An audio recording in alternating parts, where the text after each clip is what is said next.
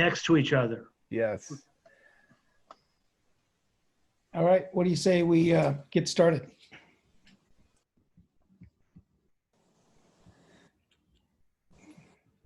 First of all, I wanted to let everyone know that's on this webinar that this town hall will be recorded and it will be available to members after the event from our website.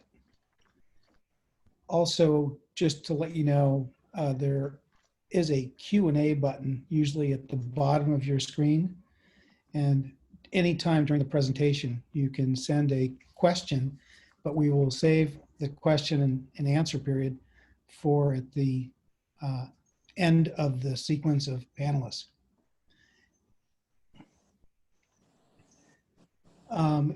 We can see you in attendance, but everyone is muted.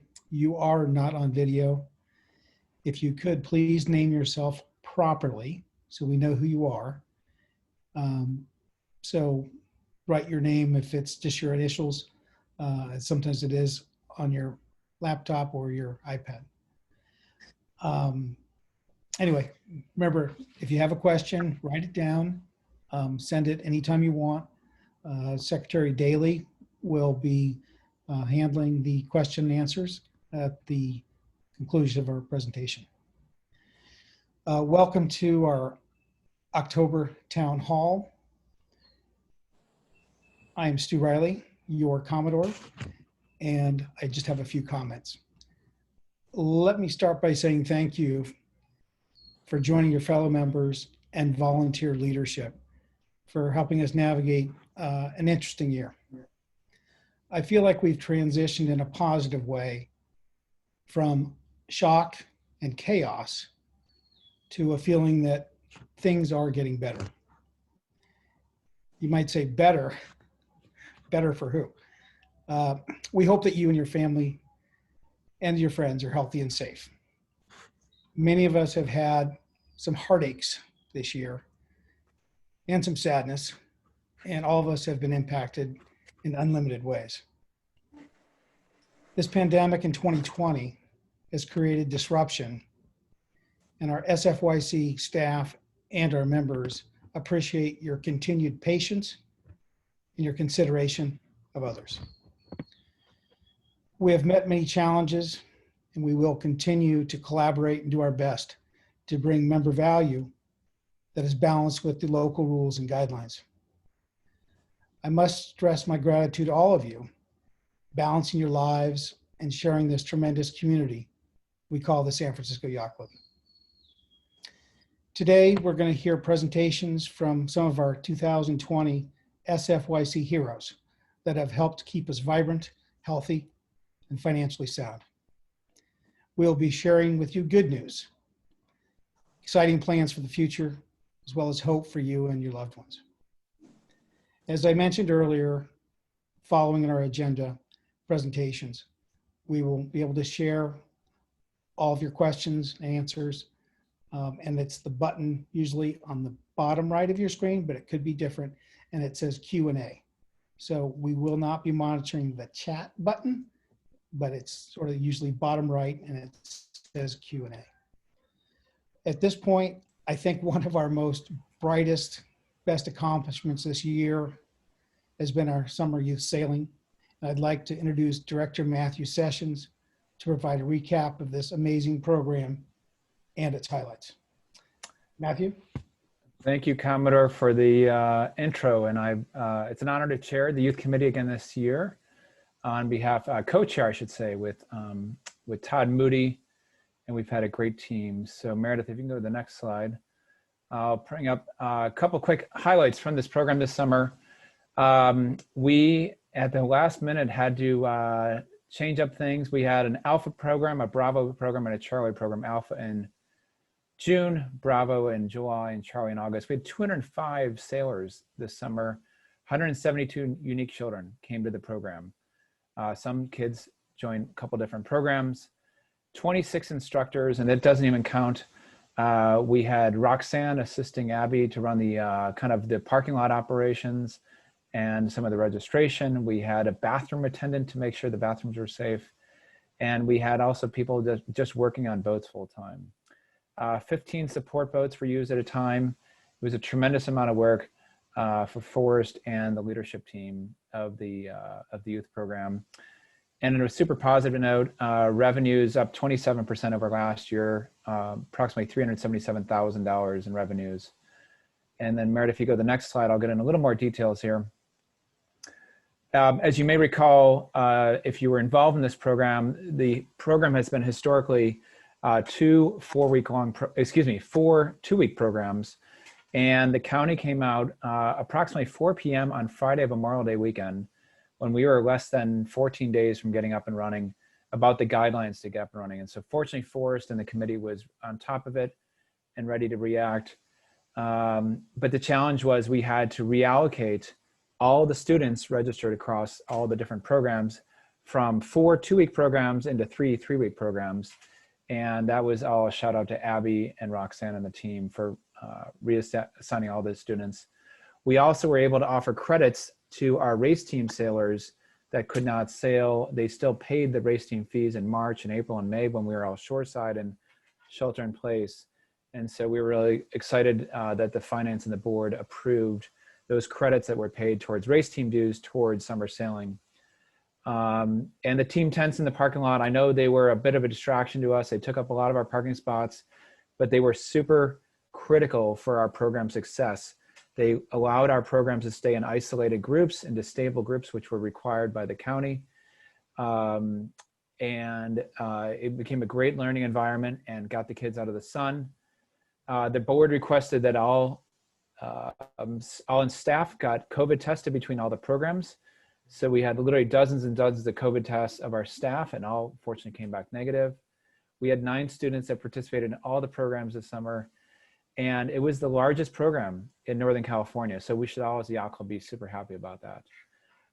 Want to give a special shout out here to Forrest Gay, our sailing director, who did all the logistics, and he was Dr. No, keeping everybody socially distanced apart, making sure everybody was adhering to the guidelines and keep a very safe, healthy environment. For Abby, for all the administrative work to make it happen, as I mentioned, she had to reallocate over hundreds of slots in the program. And I want to give a big shout out to my good friend, Matt Freimeyer from the finance committee. Without him, I don't know how we could have pulled this off to make sure that we were developing a program that was financially stable. We did cost comparisons with yacht clubs all over the country, with other summer programs in Marin. And we were really excited about the product we were able to offer. So thank you to those in our committee. And I will turn this over to Madeline, our treasurer. Good evening. You could go to the next slide, Meredith. I'm happy to say that we're in very good financial shape. We had really simple goals this year. Don't spend more than we make, don't borrow from our savings, and we appear to be on target with both of those. Dues and harbor income have remained solid, while there's been a great deal of teamwork, as you just saw, and strong financial management in all areas of the club. When we last spoke, we planned to open indoor dining in July. Of course, the county pulled back, so surprise, surprise. Even without that perk, we've had excellent utilization with outside dining on the deck and lawn. It's just been wonderful to see.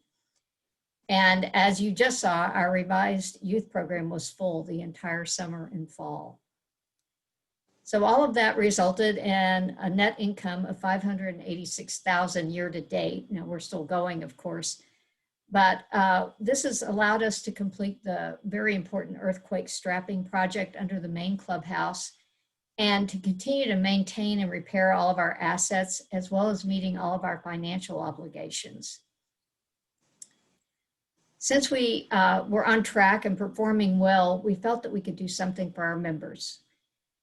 Without inside dining, and of course, understanding that everyone's got a very degree of comfort with being in public, the board and finance felt that it was only right to waive the minimum purchase requirement until further notice. Now, we continue to maintain a very strong cash position in full compliance with our financial policy. We build our reserve funds for future needs, which mitigates risk to the club. this may not be our last crisis to weather. Now, in the nature of teamwork, I'd really like to take this opportunity to thank the auxiliary for a very generous gift to the club. In March, Finance and the board made an immediate decision to freeze capital projects to conserve cash, so nothing extra was getting done last year. The auxiliary has stepped in with the funds to refurbish the women's room and the sailing center, which is greatly appreciated and greatly needed. We are now planning for 2021, knowing that it might be a while before we return to normal, so we're planning conservatively. But we still need to have some fun, and lots of fun is planned. And so with that positive note, I'd like to turn the podium over to Staff Commodores Lacey and Gazoulis.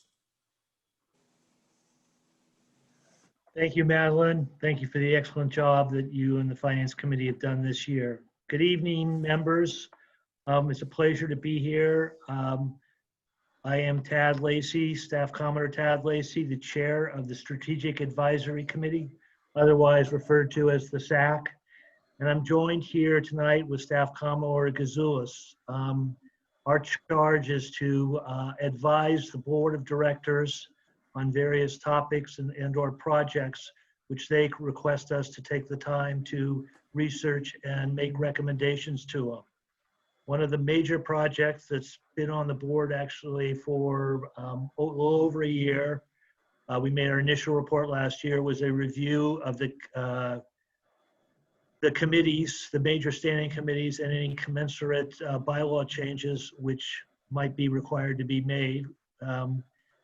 As is the practice with the SAC, one of the SAC members takes the chair of the particular project and utilizes the other members to complete the project, including the recommendation to the board. So I'd like to turn it over to Ted Gazoulis, who chaired our committee structures and responsibilities review, and have him give you a brief overview. Ted, please. Great, thank you, Tad. As Tad mentioned, Strategic Advisory Committee was asked by the board to review the committees sort of generally and to make recommendations. As part of that review, we talked with officers and directors, committee members, chairs, basically everyone who had opportunity, people had the opportunity to provide input. We also reviewed the rules and policies and procedures of the club, as well as the bylaws. We started by thinking about overarching goals and reflected on items that had been raised in the various conversations. We wanted to address important issues, but without changing words just for the sake of change. We also thought about where to draw the line between topics that were long-standing enough that they should be addressed in the bylaws, which take a lot of effort to change, and items that were more properly addressed as matters of board policy. We provided 5 specific recommendations to the board, and you can see them on the screen, and they were adopted by the board at its September meeting. First, we provided a general overview and suggested best practices to be adopted by board policy. These include committee meeting scheduling and reporting, both to the board and to membership, the need for ongoing review and update of committee missions, leadership planning, lines of reporting, and some other relatively non-controversial items, but things that deserve to be embodied in a policy. We then looked at some of the committees, the important committees that perhaps needed further delineation. Harbor Committee was the first one we looked at, and actually this bylaw that we proposed was relatively straightforward. We did some editing and for clarity and consistency, but we reflected that one topic that had been raised was how to reflect the fact that maintenance of the club's physical plant has really become a harbor responsibility now. We thought long and hard about whether that should be in the bylaw, and our conclusion was that the responsibility should be in the hands of the board to determine how things go. And in this case, the board has clearly said that Harbor is in charge of maintenance, but rather than put it in a bylaw, we've left it as a matter of board policy.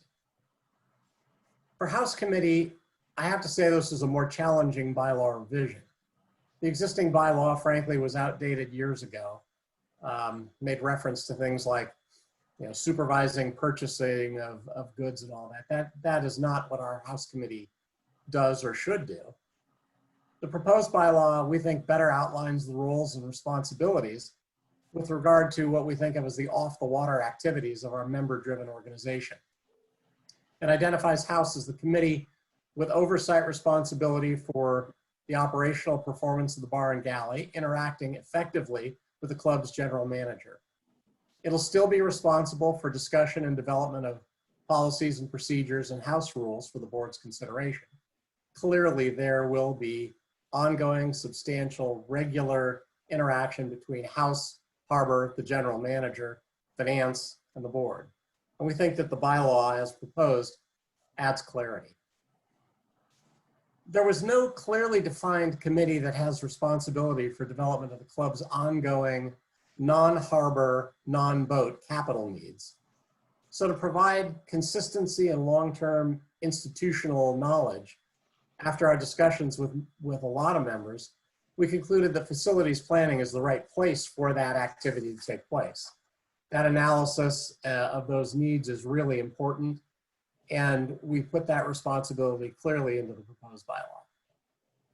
Finally, this is not always a pleasant topic, but occasionally we have disciplinary matters that require some attention. The club did not have a clear and consistent way to consider those rare occasions when a significant matter of member discipline arises. It had been done different ways over time, generally quite well, but effectively the board has the ultimate responsibility, but as a matter of good corporate governance, data should be gathered, recommendations should be made by a separate body. Basically, the board shouldn't be in the position of being, effectively the district attorney, trial attorney, judge, jury, and appeals court on these kinds of matters. Rather than creating a separate, rarely used committee, we concluded that a subset of the Strategic Advisory Committee should be tasked with that function. The subcommittee would consist of SAC members who have previously served as elected officers or directors, excluding any current board members. The proposed bylaw revisions describe this function, and of course, any actual disciplinary action remains strictly a board responsibility. Those are the items that we've put out there. As I say, the board adopted those. You will see them on the ballot. According to Article 23 of the bylaws, amendments require a 2/3 majority vote at an annual or a special meeting. So we ask you to support your board's recommendations and vote in favor of the proposed bylaws at our annual meeting in December. Thank you for your time, Tad. Tad and I will both be available for Q&A. But with that, Tad, I'll turn it back to you. Theo, thank you, and the entire committee who worked diligently on this overall review, and I think it's a great improvement, and hopefully will be well accepted and approved by the membership at our annual meeting. Another initiative we've worked on has been fleet purchase, and to give you an excellent overview of that, I'd like to turn the meeting over to Matt Freimeyer. Thank you, Commodore Lacey, and thanks everybody for joining us tonight. I'm pleased to share some of the progress we've made on the Fleet Committee since the Fleet Committee was formed in the beginning of January 2019 by the Board of Directors. And for those of you that aren't familiar with the Fleet Committee, this idea did generate from the SAC, and the board charged the committee with what you see here on the slide, which is basically identifying why we should own a fleet of boats, how would members benefit, understand how the boats will be used, develop an asset management model to make sure these assets were maintained and programmed correctly. Also develop a financial plan that supports all aspects of the fleet and any related impacts to the club. And our goal was to deliver the board of directors a comprehensive plan that encompasses all of these aspects of fleet ownership. And as you can see on the right there, we are very close to being finished with those efforts. Some of them are sort of over the finish line and some of them are still in progress. Next slide, please, Meredith. So, one of the big questions that people ask when we talk about this is why own a fleet? And, Mr. Fentress could probably go on for about 4 hours on this question himself. And he's a valued member of our committee. But really, it boils down to several things. One, which is member engagement. We want people on the water. We want people to have access to the harbor that don't necessarily have access to the harbor right now. We want to increase racing and learn to sail opportunities for our members. We want to make sure that our younger members that might not have the capital or wherewithal to purchase a boat can still get out on the water, sail with their friends, and sail with their fellow members. And to be honest with you, this basic paradigm of ownership, if you think about Airbnbs, if you think about Uber, people are paying for the piece of what they need that they use, but not necessarily paying to keep it on the hard or in the garage or an empty home. And so an empty second home. So we're pretty excited that this is also something that fits with what I would call changing demographics of how people own assets. Some additional benefits are that, you know, new members might be attracted to the club if they know they can get into the harbor and get onto the water right away as new members. And one of my favorite things that and we'll talk about it a little when we talk about programming is the cross-pollination of disparate member groups. It's pretty easy to have your group of friends at the club that you sail on your boat with, and this is a great way to bring the club, you know, sort of closer together and those groups closer together. And lastly, we believe that having a fleet of boats will allow us to sponsor and attract world-class events, possibly over time in team and match racing and that sort of thing. The SFYC, which is the International Council of Yacht Club, put a research paper out on this, and it says literally in the title, a club-owned fleet can spark a revolution. As you can see at the top of this slide, there's several clubs that have decided to purchase or have fleets of boats. There's more than this, and I'd like to thank my committee because we had Andrea Finn and Emily Foley reach out to almost all of these yacht clubs and ask them for best practices, what was working, what kind of programming was working. So we did a ton of research on what the other clubs were benefiting from and why they chose to own a fleet. Next slide, please. So how would we use these boats if we brought them into the club? So we spent a lot of time on this. I already gave a shout out to Steve Fentress. He spent a lot of time on this, and you can see here some of the things that we think will be very attractive to members, which is being able to offer introduction and learn to sail type programs with coaches on the boat. We've done that in the past with great success on the J22s. We think it will be a much more exciting and dynamic program with these newer design boats.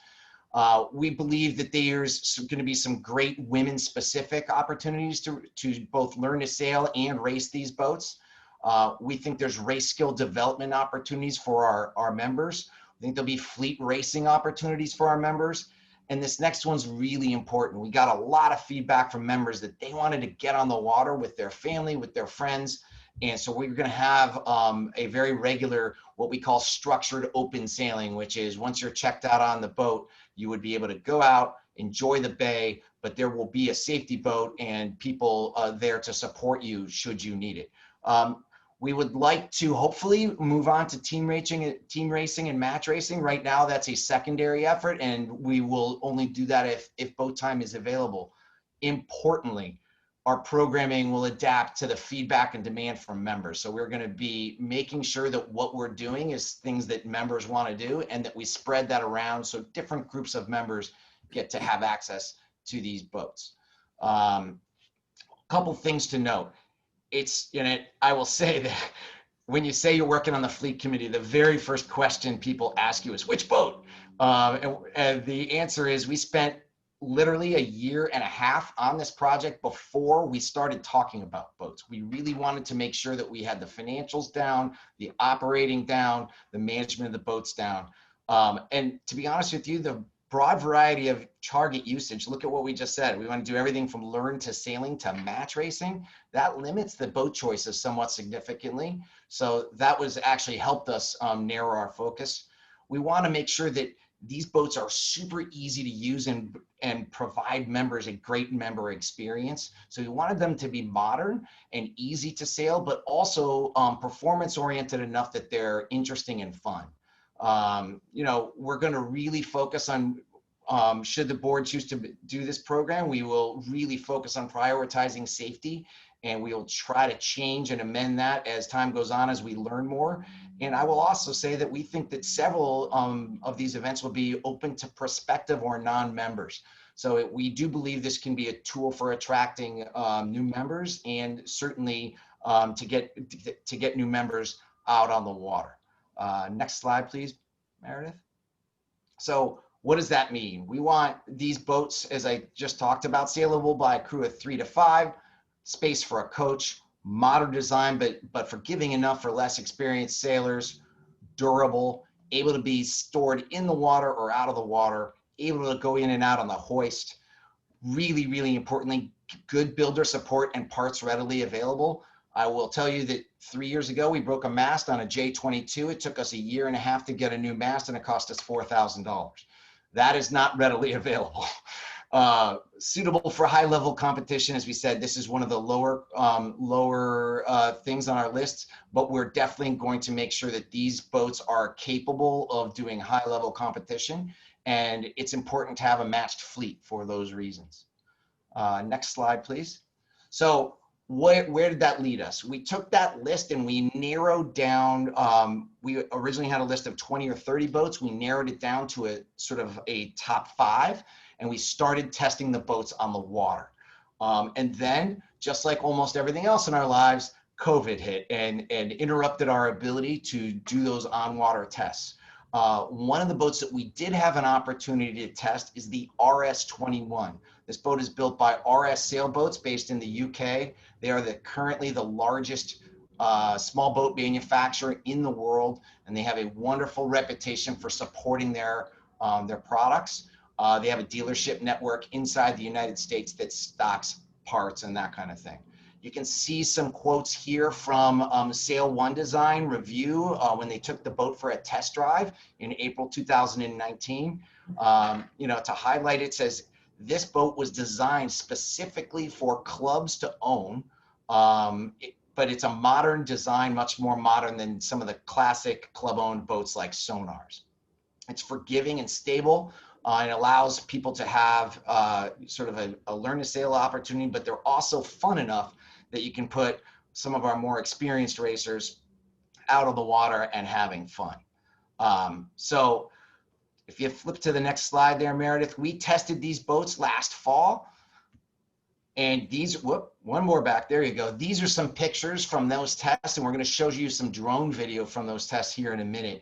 But just to highlight these pictures right here, in the top left corner, we've got Staff Commodore Tad Lacey, who is not 6 years old, sitting next to a 6-year-old, who is Harrison Doyle, and with Ethan Doyle driving that boat. On the right-hand side of the screen, you will also see Brent Harrell, who was part of our committee, on the boat with his son, Carter, who I believe at the time was 4. You can also see in that picture that the boat has a symmetrical spinnaker flying. You'll see it in a minute in asymmetrical spinnaker mode. The boat is rigged, and the mast is rigged for both of those, so you've got a lot of flexibility there. In the bottom left-hand corner, we were doing 2-boat testing. I think that one has Mr. Fentress, myself, and some other committee members going upwind outside of Blunt. We tested the boats in 17 to 20. It's a 21-foot boat, and we were somewhat surprised by the stability and dryness, actually, of the boats, other than your feet. Your feet get a little soggy. Meredith, why don't we go on to the drone video here? So you'll see we actually had a drone up taking pictures, taking video of our test. This right here is the masthead asymmetrical spinnaker. And you can see the boats perform very, very, very well. One of the things we did try to do was we literally tried to wipe the boats out, which if you've ever sailed a sport boat is usually pretty easy to do. These boats were designed with extra large rudders, and they have a hard chine, which provides them more stability than many other sport boats. But as you can see from that video right now, it doesn't take too much away from their performance. The other boat in that video is up closer to Alcatraz Island with the fractional asymmetrical spinnaker up. The symmetrical spinnaker with a traditional spinnaker pole is available for match racing and that sort of thing.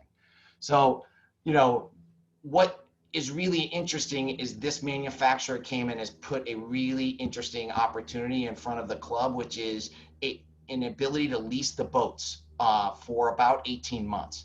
And by doing that, it alleviates a long-term commitment for the club. It allows us to get these boats on the water next spring and allows us to test what we believe, that this will be a huge member benefit with great demand. And if we're wrong, we're not on the hook for the next 10 years, and we haven't gone out and spent $500,000 buying a lot of boats that we don't need. So we're excited about this opportunity. As I said, the fleet committee is close to sort of finishing its effort and presenting the board of directors with an executable program to bring 6 RS-21s on a trial 18-month basis to the club starting in the spring. So Meredith, if you don't mind, could you just go back to I'm add here. Can you just go back to that first slide and show, I want everybody to see the names of the committee members, because if you have questions or thoughts or ideas or anything about this, please feel free to reach out to anybody, any name that you see there, including myself, and we would be happy to share more information with you.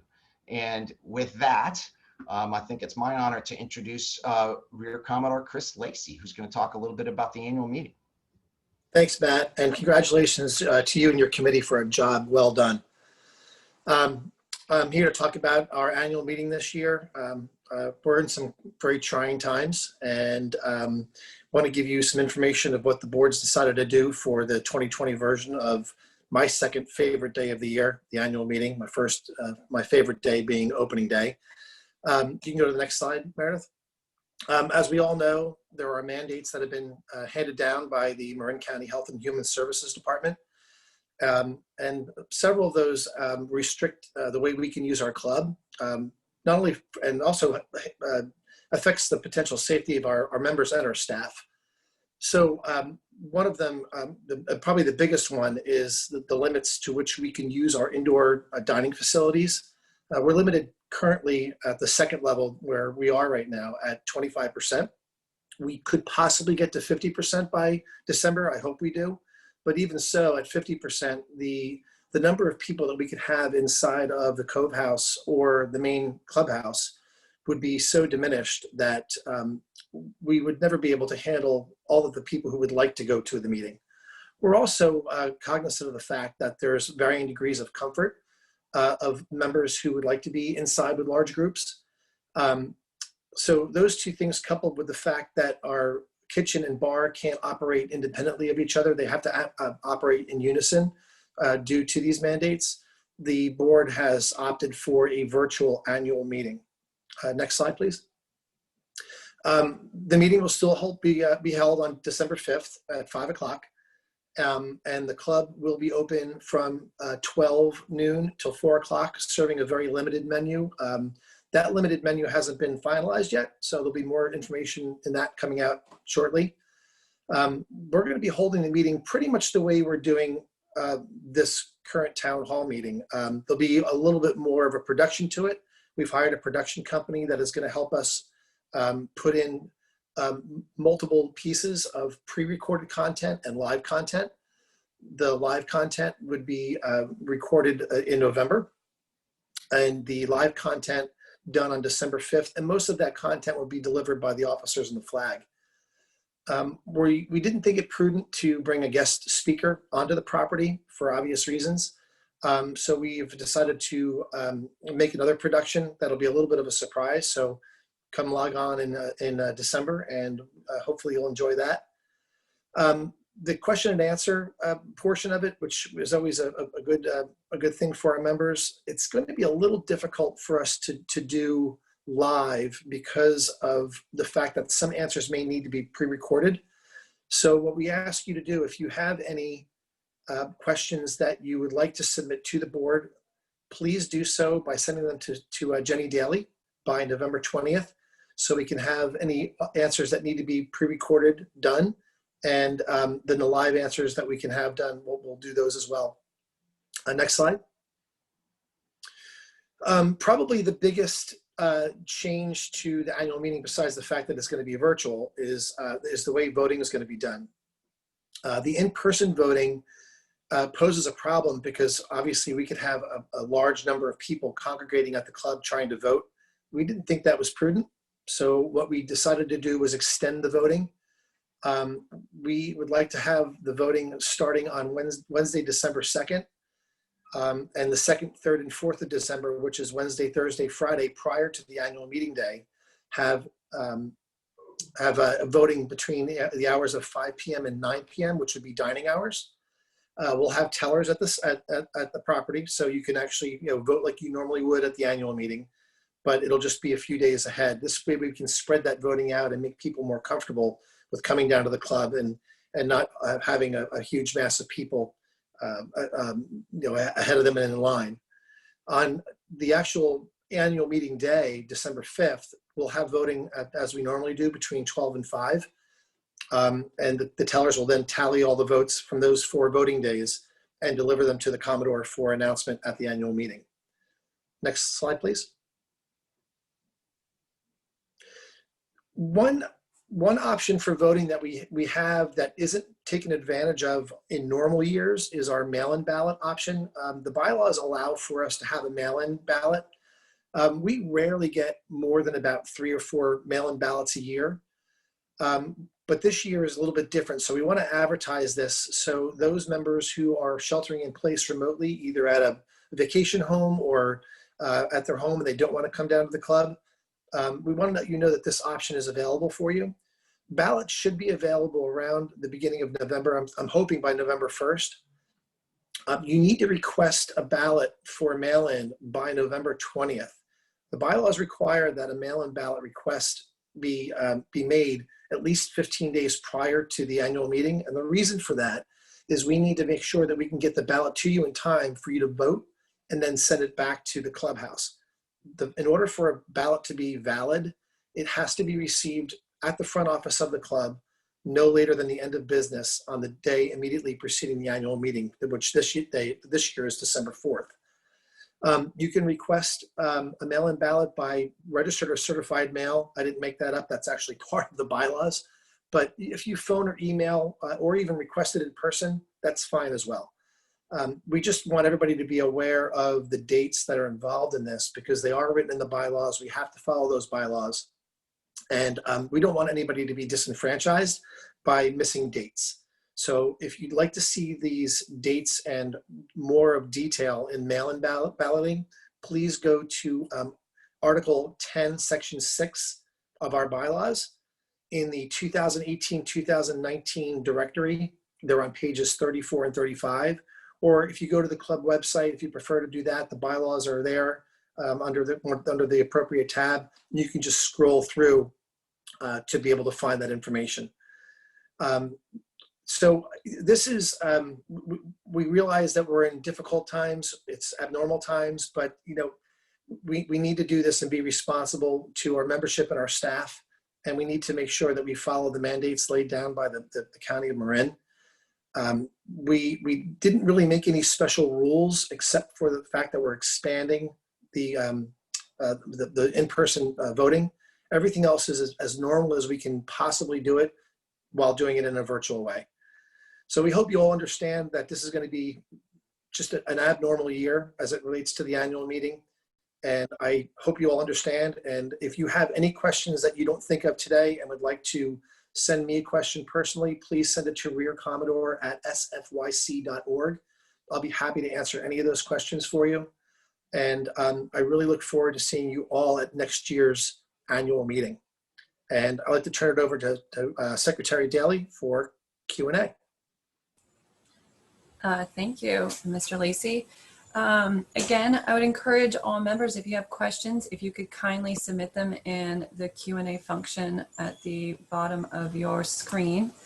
Currently, we have one comment that I'm sort of going to twist into a question, and this will be for you, Matt Freimeyer. There is a member who is concerned about the demand for a fleet of boats and also concerned about the ongoing maintenance with a fleet of boats. Could you kindly address those concerns? Sure. it's interesting. I think I said earlier that we spent a year and a half thinking about this before we had thought about which boats we were going to focus on. And one of the big things we focused on was what I would call the asset management angle of this. Where are we going to store them? Who's going to take care of them? How are they going to get clean? How do they get fixed if they get broken? And we were super lucky to have both Forrest Gay, our sailing director, and Brent Harrell, the sailing director at the St. Francis Yacht Club, who's literally managing their fleet of 12 J22s over there. And the incredible knowledge that they brought to our committee allowed us to be able to really come up with a good plan for that. So as an example, we have over 100 hours in our budget per month just for dealing with these boats. And we believe that is going to be. We also have budgets for repairs. We have budgets for regular maintenance. So all those things are in our financial plan, and we really believe that we can do a good job of taking care of these boats. Because to be honest with you, it's fun to get on a clean boat where everything works, and that's what we want. I said earlier, we want to have a great member experience. That is part of it. What was the other thing is, what about the demand? You know, listen, the St. Francis J22s, when they opened it up to their membership in the same environment that we're in, had pretty significant demand and over demand at times. So we're pretty confident that demand will be there.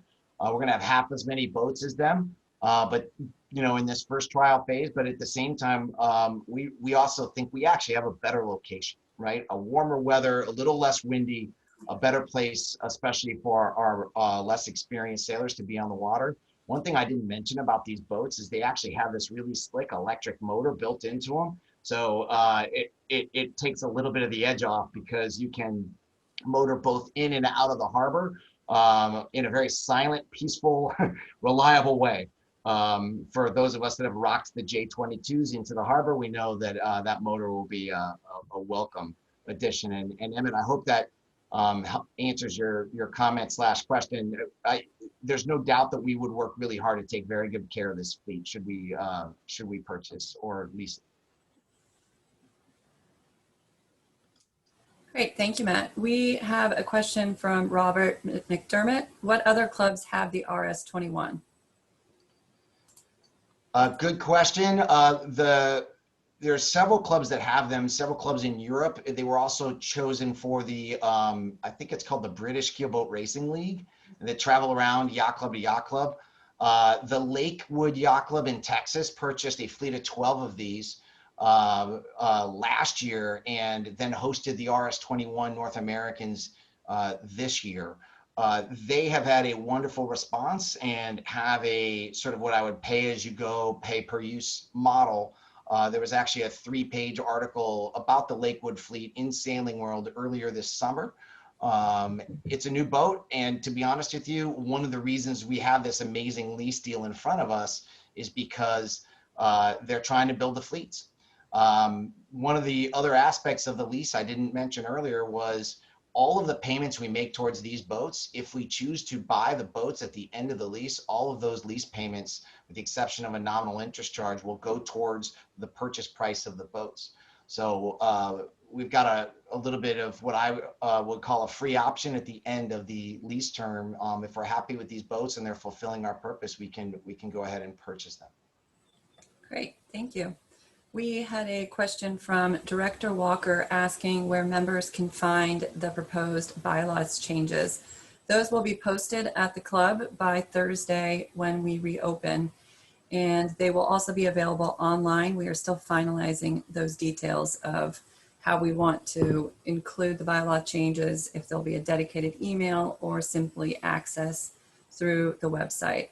They're pretty lengthy, so we've discussed mailing them, but it would be prohibitive and a big package, I think, to mail to all the members. So posted at the club, and then short order, they will be available online as well on the website.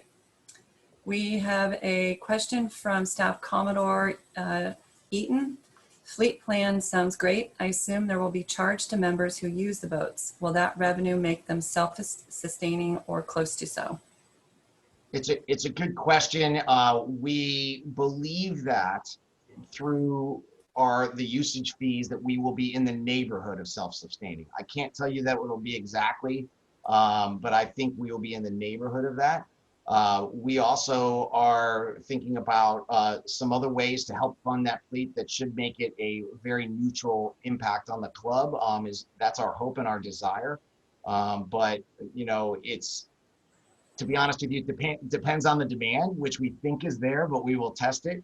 If the demand is there the way that we think it should be really close to being self-sustainable. And I should also, while I'm on this call, we're going to be asking the auxiliary and some other areas, the BCF, to think about and consider supporting this, given the learn to sail and women sailing aspects of it. We think it's a very attractive thing that people will want to help us bring to our club and bring to the community. Great, thank you. An additional question for you, Matt, on the fleet, if you could repeat how many boats the club is considering acquiring. We looked at all kinds of things. I believe right now the proposal in front of us is for a lease of 6 boats.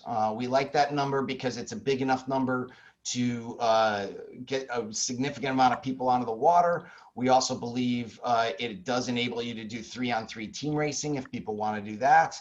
But it also doesn't, you know, sort of overload the harbor nor overload our budget, to be honest, at this time. So we thought it was a great way to get there with a significant amount, but not overdo it. Thank you. We have a question likely for Treasurer Maury. Question is, what are proposed dues increase and harbor increase in light of the fact that club availability is diminished? We're really only at the beginning of the budgeting process, so it's way too early to talk about that right now. I'm sorry. Okay, thank you. There are currently no other questions in the queue. I'd like to give members an opportunity if there's any last minute thoughts or questions before. Penny, I've got a message came in about a member was asking me about how people get involved in committees for next year. So I will defer that back to this esteemed panel. Commodore and Vice Commodore, would either of you like to address that?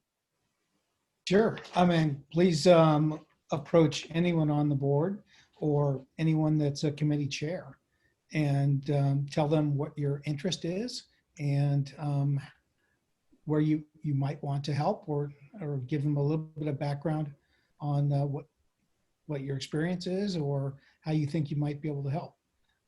Introductions can be made, and we'd all like to hear from you.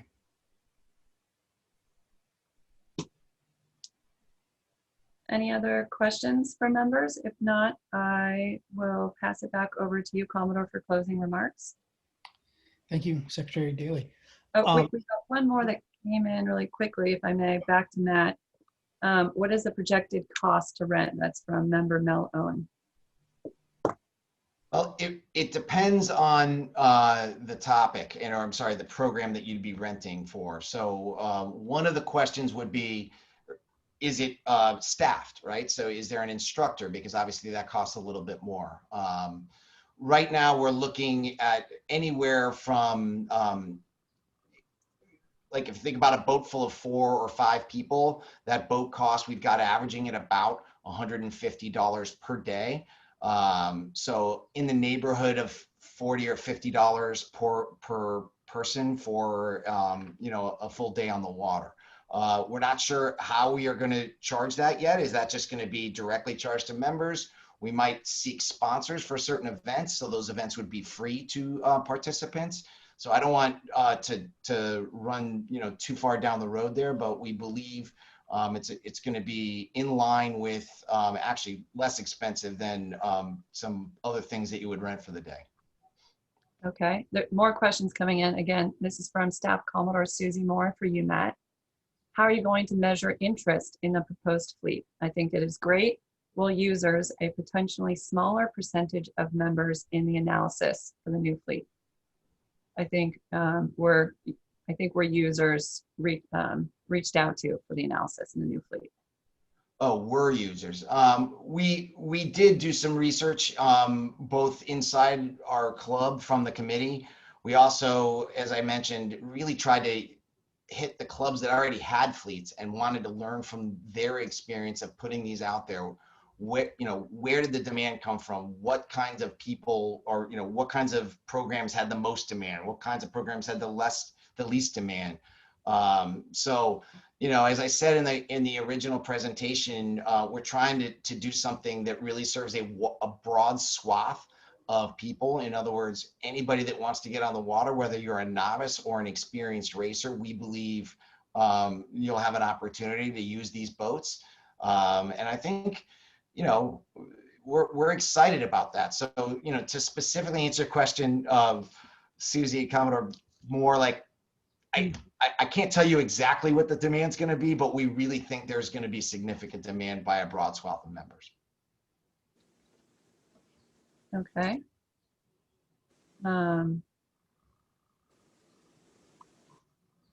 Again, we've got a question from member Robert McDermott. This would go to Harbor. So I guess perhaps Rear Commodore, you're well suited to ask this, answer it. What is being done to speed up the waiting time for a slip at the club? That's probably one of the most difficult things we have to worry about at Harbor. We have thought about a host of ideas. We have asked SAC to weigh in on how to best move the wait list. And we're looking at several ideas. I can't talk about all of them yet because they're still being vetted by Harbor. But it is being looked at not only by the Harbor Committee as it is every year, but also by SAC at a higher level and having some fresh eyes on it. So hopefully some things will be coming down the pike. Great, thank you. Again, another question on the fleet for you, Matt. This is from Rich. How much will the boats cost? I'm going to interpret that as how much will they cost the club, and as we mentioned earlier, we won't be purchasing them, so we'll be leasing them, and that's one of the things that was very attractive about this opportunity, which, by the way, we believe is only in front of us because of the COVID situation impacting the marine industry. We don't know exactly what those numbers are, but it's going to be in the neighborhood of $1,000 per boat per month. And we really believe that as I said earlier, the vast majority of that will be able to be recouped through usage fees. And, we're planning on having it be a very manageable financial situation for the club. And for any of you that know Treasurer Moray, she wouldn't let me get away with anything, or the committee get away with anything that was going to put any big stress on the club. And so we're working really hard to make sure that the plan we have is not too burdensome. Great. A sort of a comment and a question posed probably to anyone who'd like to answer it.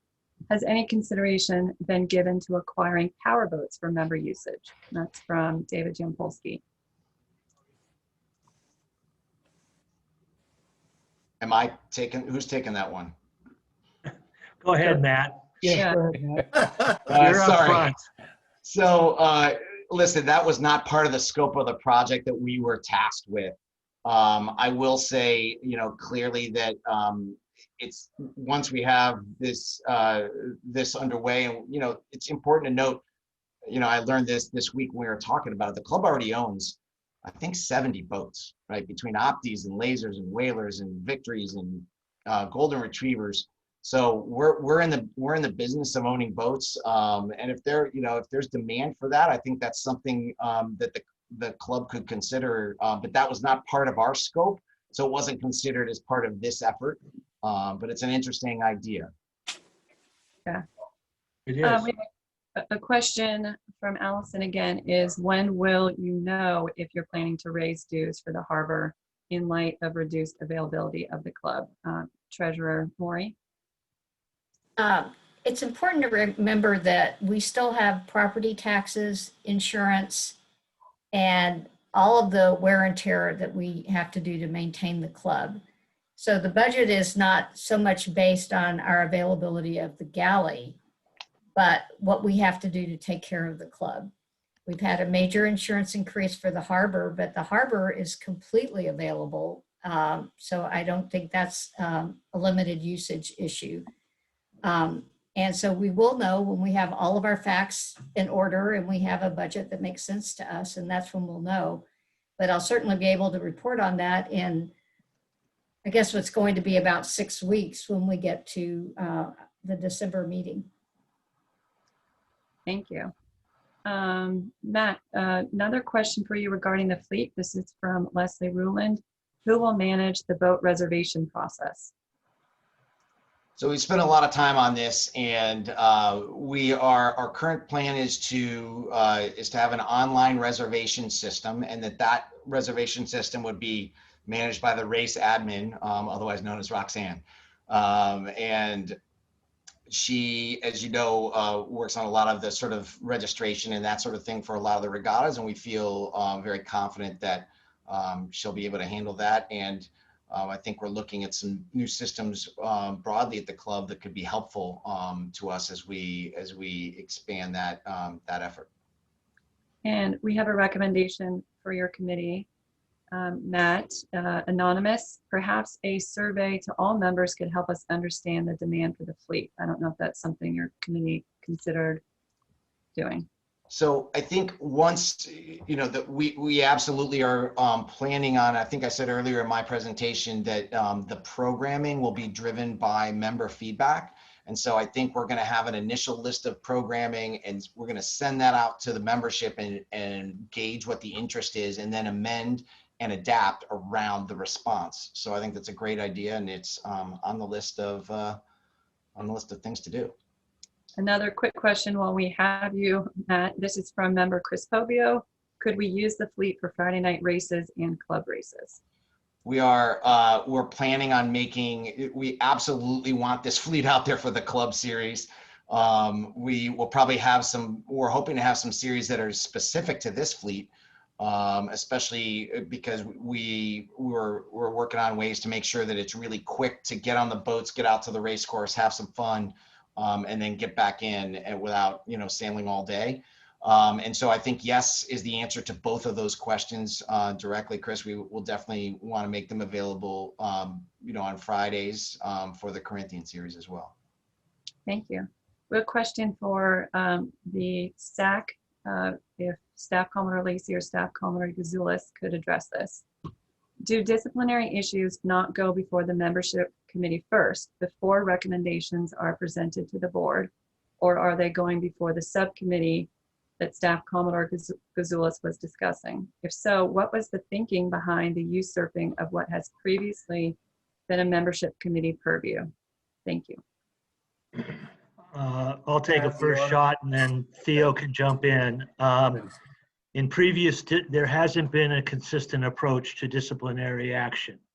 Sometimes it's laid with the membership, sometimes the board, sometimes a convened committee, sometimes other forms of committees composed of different members that were thought best at the time to address the issue. The coalition under the SAC gives a readily available mechanism to the board to hand off disciplinary matters, have it reviewed, and have a recommendation sent back to the board, because it's the board that makes the ultimate decision. A, and B, every member has the right to appeal a disciplinary decision to the board. So the board is the ultimate body and shouldn't be involved in the mechanism of making the recommendation. That was our thought. Theo, you want to chime in at all? Yeah, one other comment, Ray, and that is that you're right. Membership has, on occasion, maybe even frequently, been the first place that these things go. But one of the considerations that we felt was important was having really some longevity and expertise in what effectively is sort of the disciplinary committee on the rare occasions when that committee is needed. Membership usually, you're right, has long-term members on it. The turnover is relatively slow on purpose. But the fact is that by putting it in the subcommittee of the SAC that's comprised of SAC members who have previously been elected to a position as an officer or director allows that subcommittee to really understand what the board is going to have to face when if it gets a recommendation for meaningful disciplinary kinds of actions. Rather than creating a separate subcommittee, rather than, as Tad says, you know, some years it goes to SAC, some years it goes to the flags, sometimes it goes to other things. This is, we thought made for a more consistent and, you know, over the long run, a more comprehensive way to address the issues. Thank you. We have an offer from Staff Commodore Ken Frost. He is extending his vast knowledge on the history of the club and encourages any members that are interested in learning more about history to contact him. And that's Staff Commodore Ken Frost. We have a comment from Staff Commodore Ed Lynch with respect to Prop 15.